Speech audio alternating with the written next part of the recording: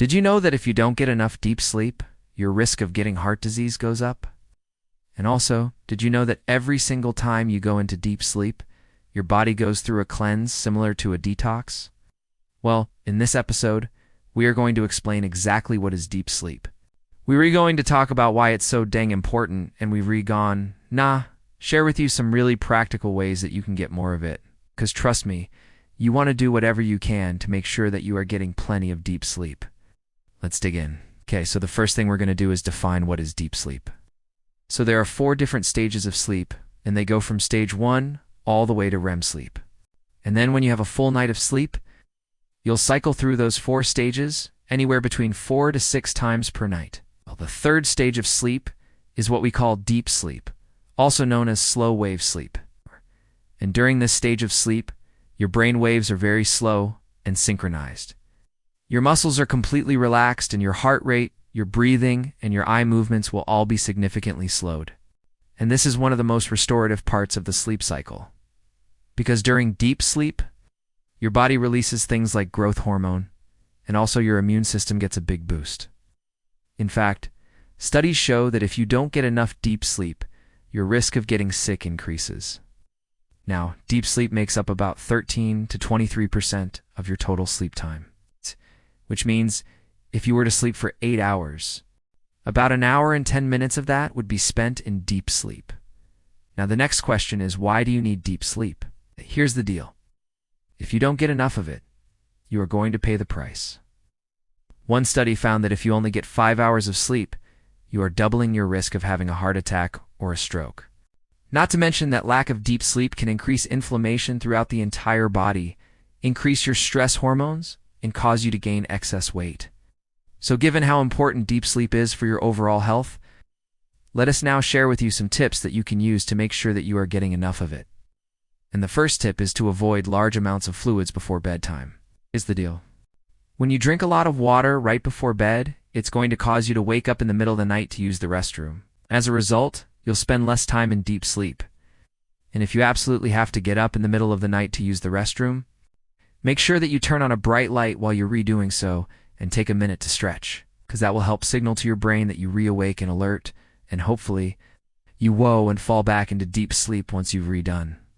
Our second tip is to get some exercise during the day. Exercise has been shown to improve sleep quality for most people, but just make sure you're not working out too close to bedtime. Also, another good tip is to try and nap earlier in the day. See, our circadian rhythm needs morning sunlight, or else we'll start feeling tired around 2 p.m. So if you nap early in the day, you'll be able to avoid feeling fatigued later on. The next tip might seem counterintuitive, but it is to set a timer for 7 to 8 hours. And here's the deal. For most people, it takes about 20 to 30 minutes to fall asleep. And if you can't fall asleep after 30 minutes, you should get out of bed and do something relaxing until you feel tired. But once you do fall asleep, the total amount of time that you sleep for is actually controlled by your subconscious mind. In other words, if your subconscious mind thinks that you only have 2 hours of sleep left in the tank, well, that is exactly how much sleep you'll get, even if you try and force yourself to stay awake. So if you want to get more sleep, simply set a timer for 7 to 8 hours, and then just relax and go to sleep. Another tip is to stick to a consistent sleep schedule. This means that you need to wake up at the same time every single day, even on weekends. Doing so will help keep your circadian rhythm in check, which will make it easier to fall asleep and wake up. And if you're struggling with this, get yourself an alarm clock that you hate and place it all the way across the room. Another tip is to stop eating 2 to 3 hours before bedtime. Here's the deal. If you eat too close to bedtime, you'll have excess acid in your stomach, which can lead to heartburn and prevent you from falling asleep. So eat dinner early, and then switch over to something relaxing like reading a book or taking a nice warm bath. Now, the next tip might seem odd, but it is to only sleep in a dark room. And here's the deal.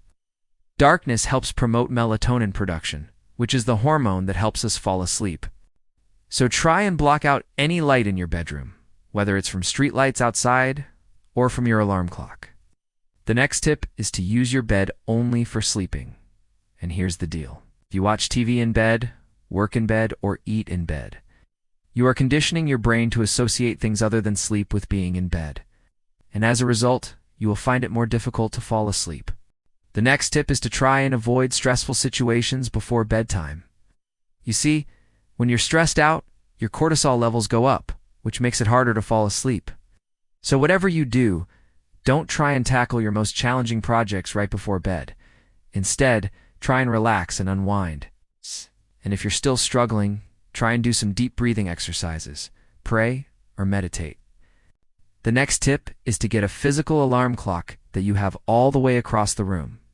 That way you have to get out of bed to turn off your alarm, and then it'll be easier to get up. And finally, the last tip that we have for you is to take a hot bath or shower about an hour before bed. This will raise your core body temperature, which will promote relaxation. Now that you have all these great tips to help you get more deep sleep, here's my question for you. What are your best tips for getting more deep sleep? Please comment them down below. And also, if you're benefiting from any of my content, I would love to hear about your success story. Please share it in the comments below. And lastly, if you're benefiting from any of my content, please share it with the world. Click the link right here in the card above to unlock the secret message and share your success story. Hey, thanks for watching. If you enjoyed this video, make sure you subscribe to the channel. I'll see you in the next video.